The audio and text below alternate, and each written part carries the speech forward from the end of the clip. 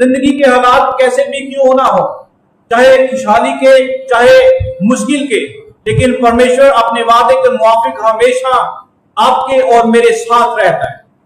इसलिए मैं आज आप लोगों को इस बात के लिए अनुरोध करना चाहूंगा कि रोजमर्रा की जिंदगी में प्यारे जो छोटी छोटी बातों में परमेश्वर की भलाई को एक्नॉलेज करें।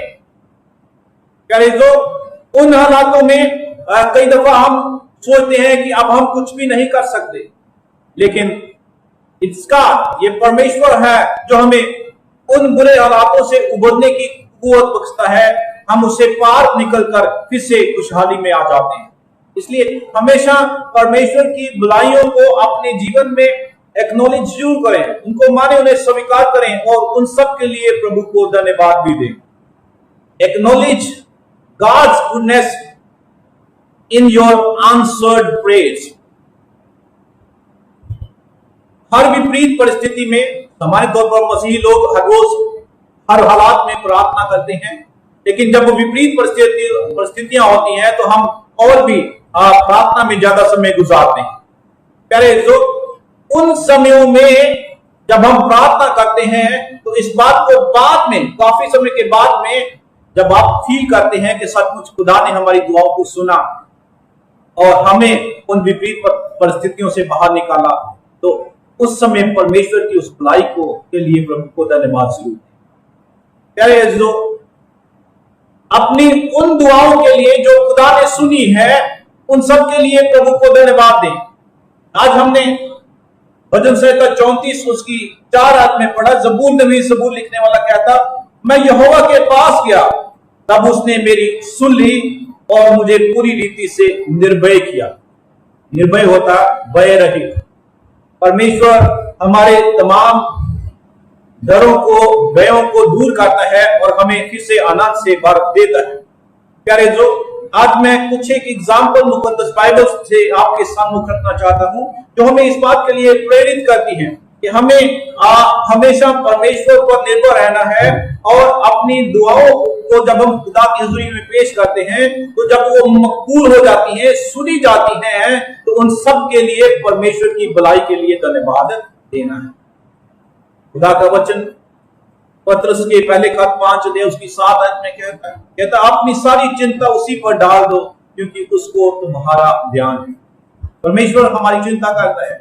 हम कुछ नहीं कर सकते, लेकिन हमारा परमेश्वर सब कुछ करने की कुव्वत है। जो परमेश्वर ने हमें प्रार्थना करने के लिए बाइबल में ढेर सारी वर्सेस से प्रेरित किया है। यदि हम पुराने अहदनामे में यिर्मयाह नबी की किताब उसके 33 अध्याय उसकी 3 आयत को स्मरण करें तो वहां पर लिखा, मुझसे प्रार्थना का, call unto me and I will answer. और अक्सर लोग इसे कई दफा इस रीति से कहते हैं, ये this is the phone number of God. जब हम खुदा के वचन में देखें, लिखा, मुझसे प्रार्थना कर और मैं तेरी सुनकर तुझे बड़ी बड़ी और कठिन बातें बताऊंगा जिन्हें तू अभी नहीं समझता। प्यारे जो हर हालात में परमेश्वर हमारी दुआओं को सुनने वाला खुदा है, हमारी प्रार्थना को सुनता है और उसका जवाब भी देता है। जबूर लिखने वाला दाऊद 50 जबूर में उसकी 15 आयत में कहता है, संकट के दिन मुझे पुकार, खुदा का वचन है, कहता संकट के दिन मुझे पुकार, मैं तुझे छुड़ाऊंगा और तू मेरी महिमा करने पाए। जबूर 91 उसकी 15 आयत में फिर से खुदा के वचन को सुने, कहता जब वह मुझसे पुकारे तब मैं उसकी सुनूंगा, संकट में भी मैं उसको संग रहूंगा। परमेश्वर हमेशा हमारी दुआओं को सुनने वाला परमेश्वर हमारे संग रहता है।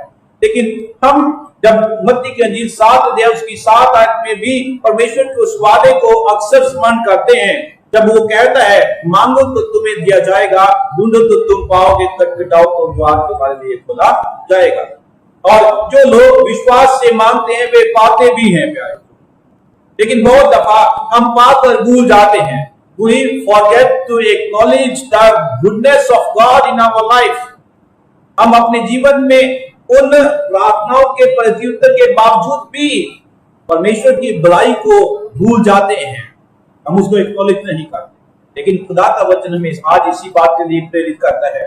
मैं प्यारे जो आज आपको ये नहीं कहने जा रहा कि अपना प्रार्थना का समय बढ़ाओ, ये बात सच है, need of the hour is this, समय की जरूरत यही है। जितना ज्यादा समय आप खुदा की उपस्थिति में गुजारे, ये आपके लिए आशीष में होगा। मैं आपको ये नहीं कहना चाहता दुआ कैसे करना है, क्योंकि आप लोग पहले से जानते हैं, लेकिन मैं आज आपको यही करना चाहता हूं कि आपने जितने भी पुराने समय में की गई दुआएं हैं और उनके उत्तर के लिए परमेश्वर की भलाई का धन्यवाद दें।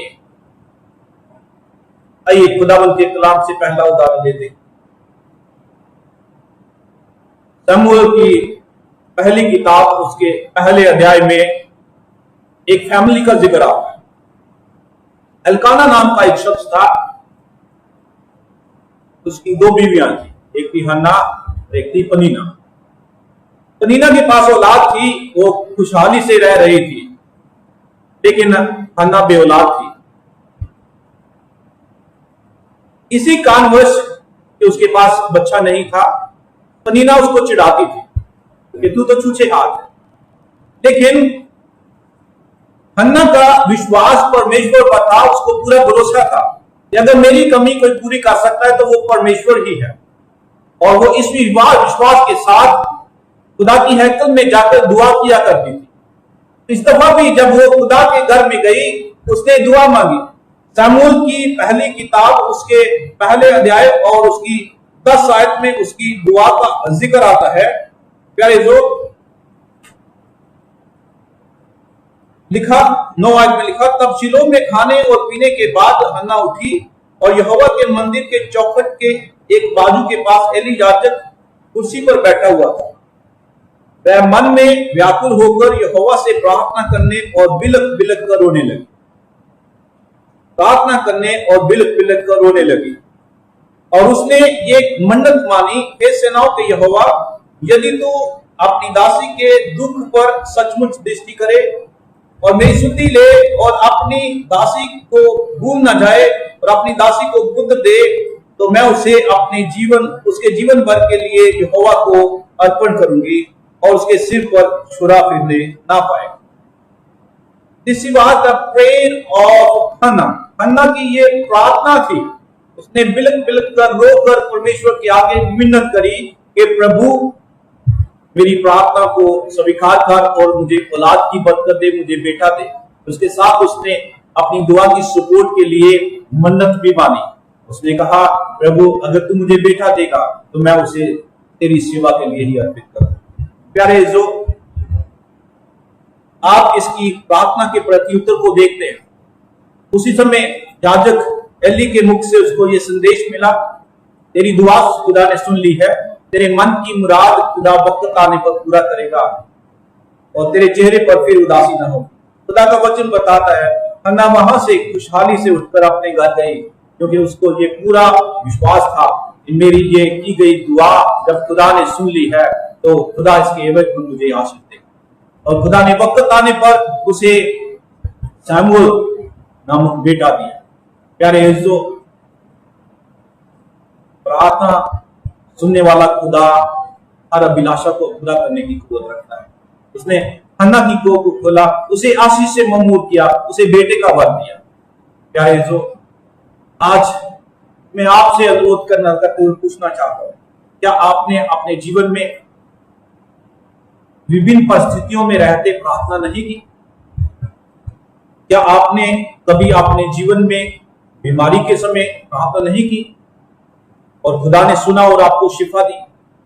क्या आपने अपने घर में किसी कमी को पूरा करने के लिए प्रार्थना नहीं की और खुदा ने सुना और खुदा ने उसे पूरा भी किया?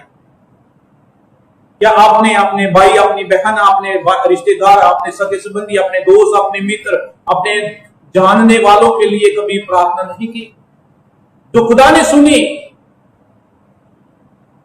जो प्रार्थना करी गई उस परमेश्वर ने सुनी और उसके प्रति उत्तर में खुदा ने उसका जवाब भी दिया। प्यारे लोग, आज ये समय कि आप उन सब दुआओं को स्मरण करें जो आपने करी और खुदा ने उसके प्रति उत्तर में आशीष दी, दुआ सुनी गई और उस भलाई के लिए प्रभु को धन्यवाद।